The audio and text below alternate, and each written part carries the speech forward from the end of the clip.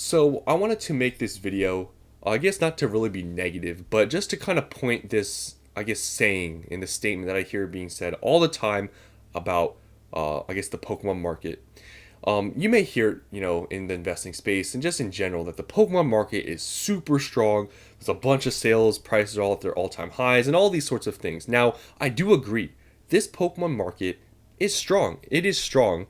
But at the same time, I feel like people do overinflate, I guess, how strong the market really is. Because when you look at sales volume for these products, the sales volume isn't as high where I would actually say that the market is as strong as some people make it seem. Like I said, I'm not saying the market is crashing or anything. I'm not trying to be negative on the market, but I want to try to, I guess, attack the statement that people are making saying that this Pokemon market is like super strong because I'm telling you, sales volume on a lot of these products, it's not that high when you really compare it to how big the Pokemon market really is as a whole, right? You could argue there's millions of people maybe in the space, and when you look at the sales volume for these modern products, they're not that high comparative. And like I said, this video is not really to point at anything where there's something wrong in the market or we're near a crash or anything, but I just want to point out, I guess, this statement being made so much that the Pokemon market is super strong. Because honestly, when you look at sales volume, I mean, it's not the craziest thing ever. So let's just start with the Scarlet and Violet era and go through some of these booster boxes. So first, you have Scarlet and Violet base. Now I know Scarlet and Violet base isn't the most hyped up thing, but let's just look at the sales volume. So you can see here, prices have been sort of stagnant for the past month. It's kind of stayed stagnant here, went down, went up, and now it's kind of back to where it was. But let's look at the average sales volume in the past month. 8 boxes a day. Now, 8 boxes a day for this type of product, I'd say is decent. But like I said, it's relative. 8 boxes, that's just a little bit over one case of a booster box. That's, about a case and a half. In the grand scheme of this whole Pokemon market, is 8 booster boxes being sold every single day? Is that super strong, really? Like, is 8 booster boxes really that strong? I know we're not including eBay sales, which is another pretty large portion, but TCG Player is a pretty big marketplace, very well known. I'm pretty sure eBay owns them at this point. 8 booster boxes, to me, that's not like super liquid. It's not like there's 20, 30, 40 boxes where it's a decent amount of sales volume. 8 boxes is kind of, in my opinion, not that high. You go to Paldea Evolved. 11 booster boxes being sold every single day on average. For a set, Paldea Evolved, one of the best main sets in Scarlet and Violet era, is 11 being sold every single day on average. Is that really super high? 11 in the grand scheme of the market?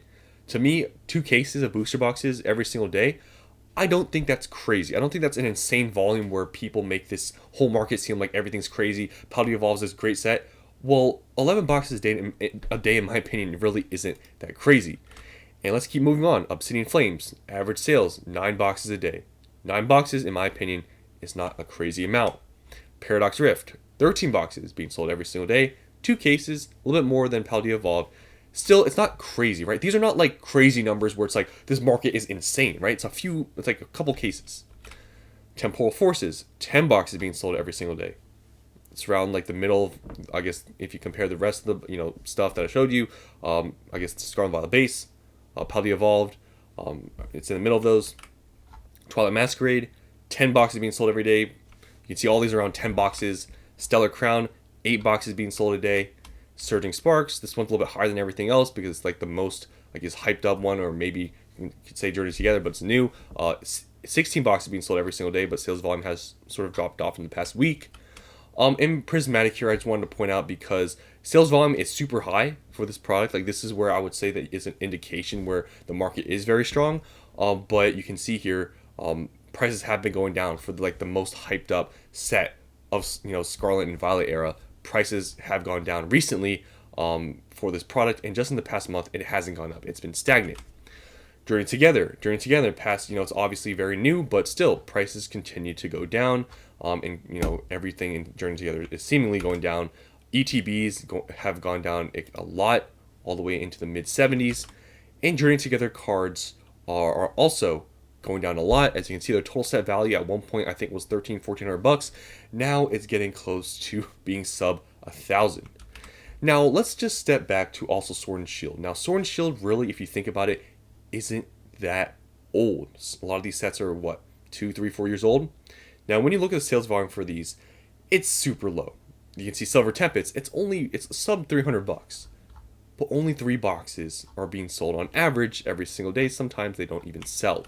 Brilliant Stars, you can see here, average sales, 2 boxes every single day. Really not that much. Chilling Rain, you can see your average 2 sales per day. A lot of days they don't even sell. Lost Origin, as you can see here, some days they don't even sell. Only 2 boxes on average being sold. So, what was the purpose of this video?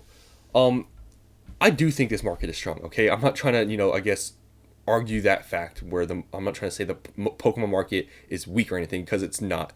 But understand when people say these things about the market being super strong, all the sales are super high, it's over exaggerated in my opinion, because with the amount of sales volume we're seeing with some of these products, a big argument could be made that the market could be very volatile, because unless they were 50, 100 sales of each of these booster boxes every single day, if only a few are being sold, I mean, you think about volatility, right? How many, there's less quantity, prices are more volatile and stuff. And that's where it kind of, I guess, argues the fact that this market isn't as strong as people make it seem. Because, honestly, in my opinion, Scarlet and Violet booster boxes, on average, like 10 boxes are being sold for every single one if you take the average, right? If you really think about it, 10 boxes, is that really a lot? Like, seriously. And this is, like, the biggest card marketplace, TCG Player. And I know there's eBay sales, you can include those, but it's really not that high in my opinion. And that's why I feel like some people need to see this data to show that I feel like some people who say this market is super strong, it's a bit over exaggerated. But yes, for especially very modern products, like you could see Prismatic, sales volume super high because like the most hyped up set. Journey Together is still pretty high because it's relatively new, it's only like a week old.